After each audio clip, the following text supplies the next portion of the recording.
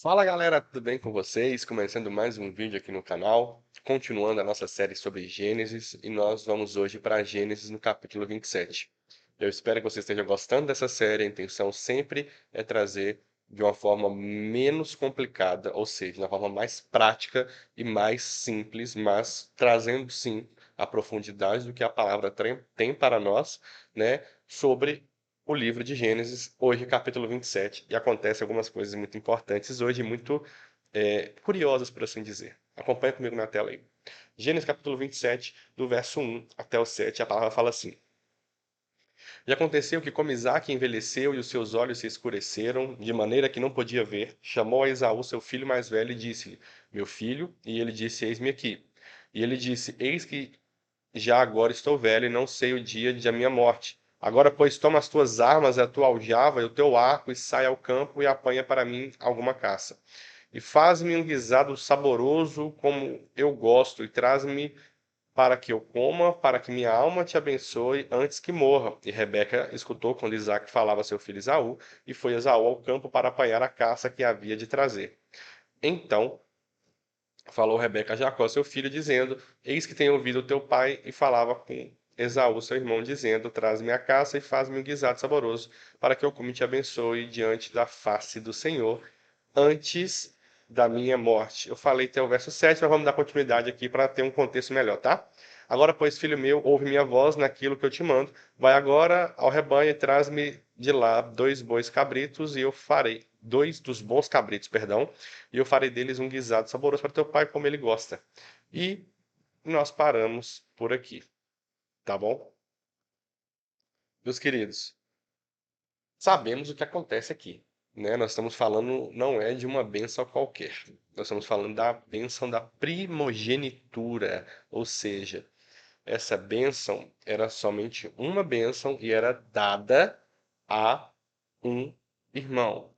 Tal bênção, ela era dada para aquele primeiro filho. Filho, não filha. Naquele tempo, a primogenitura só se aplicava ao homem, só ao sexo masculino, ok? E como Esaú era o filho mais velho, ou seja, ele é o filho primeiro, ele receberia a primogenitura. A palavra deixa clara que Isaac já não tinha uma boa visão, os seus olhos já perdiam a luz, ou seja, já estava beirando ali a cegueira. Mas a gente sabe que quando a gente perde um dos nossos sentidos, né, a gente acaba aguçando o outro. Ou seja, então a gente sabe que Isaac pede ao seu filho Esaú para ir ao campo, fazer uma caçada e preparar um guisado para ele de uma maneira que ele gostasse, para que ele comesse e sua alma tivesse, vamos colocar assim, né, um último prazer de comida do seu filho, a fim de que ele pudesse abençoar o seu filho com a primogenitura. Rebeca escuta tal coisa e comunica a Jacó, né? Nós vemos e temos que entender que nesse momento a gente tem que interpretar sim que Rebeca tinha um amor talvez um pouco maior pendendo ao lado de Jacó e não ao lado de Esaú. Por quê? A mãe trama contra o próprio filho e contra o próprio esposo. Isso é um ato que normalmente não é comum de se ver, mas aqui está sendo relatado para nós essa situação.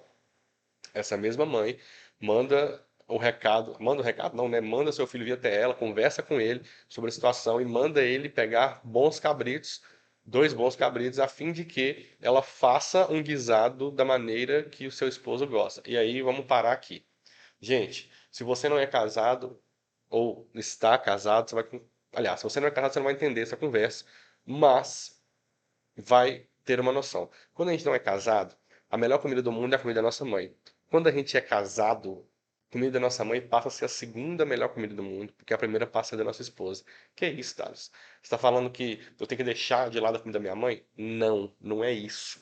Mas o que eu quero dizer é o seguinte: você come com mais frequência a comida da sua esposa. Consequentemente, você vai ter um paladar mais voltado para isso. Ou do seu esposo, né? Hoje em dia os homens cozinham até melhor que as mulheres, dependendo da situação, né? Os planos mudaram alguns detalhes. Lá em casa ainda é minha esposa que cozinha, não sou eu.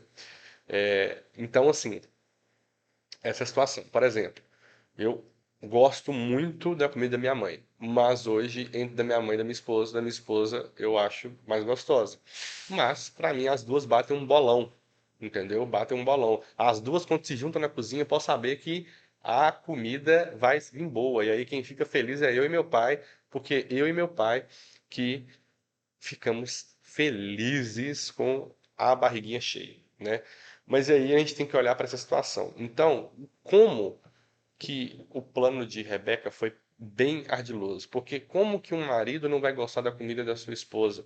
E ela deixa claro que ia preparar do jeito que ele gosta, ou seja, ela conhece seu esposo. Então ela ia confundir mesmo a situação, porque já que Isaac não tinha boa visão, ele ia comer e abençoar o filho. Só que tem tramas por isso, né? A gente sabe, e a palavra vai dizer para nós que vai acontecer essa situação e bota um. A palavra fala no verso 15, se eu não estou enganado. Depois tomou Rebeca os vestidos de gala de Esaú, seu filho mais velho, que tinha consigo em casa, e vestiu Jacó, seu filho menor. É isso mesmo. Ele coloca uma nova roupa em Jacó, porque a palavra fala aqui para nós que Esaú era mais peludo, né? Tinha mais pelos no corpo, tinha mais cabelo no corpo, e Jacó era mais liso nessa situação. Então, por tato, né? O pai conhece o filho, como eu falei com vocês, a visão foi perdida, mas as outras acabam se aguçando, o tato. Opa, peraí, aqui tá mais cabeludo, aqui não tem. Então eu tenho que saber como que eu vou identificar cada filho, né? E aí a gente sabe que acontece a situação e Jacó rouba a primogenitura do seu irmão. Esaú descobre isso, ele fica muito enfurecido com essa situação e ele tenta pedir a bênção ao seu pai de qualquer maneira.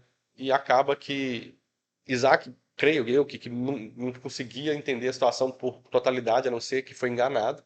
Ele até libera uma bênção sobre seu filho, mas não é uma bênção de primogenitura mais, porque a bênção de primogenitura era única e era uma vez só. E ao findar deste capítulo, no verso 41 ao 46, a palavra fala, de uma forma bem clara, que Esaú planeja ao seu coração, após a morte de seu pai, que ele iria executar mandado de morte ao seu irmão, ele iria matar Jacó. E aí acontece que, de novo, Rebeca escuta essa situação, fala com Jacó, e aí acontece a partida de Jacó para fora da casa da sua parentela, tá bom? E aí nós ficamos por aqui sobre o capítulo 27 de Gênesis. Muita coisa, né? O vídeo ficou até um pouco maior do que os outros têm ficado, mas é porque a história aqui é mais longa e é mais densa, né? Nesse meio tempo a gente tem que entender que tudo aqui está acontecendo e as coisas estão levando a uma coisa só, ao cumprimento da palavra de Deus. É isso que nós temos que olhar para a palavra e entender em todo o tempo, tá bom? Meus queridos, espero do fundo do meu coração que tenha feito sentido para vocês. Fiquem com Deus, até a próxima e tchau, tchau.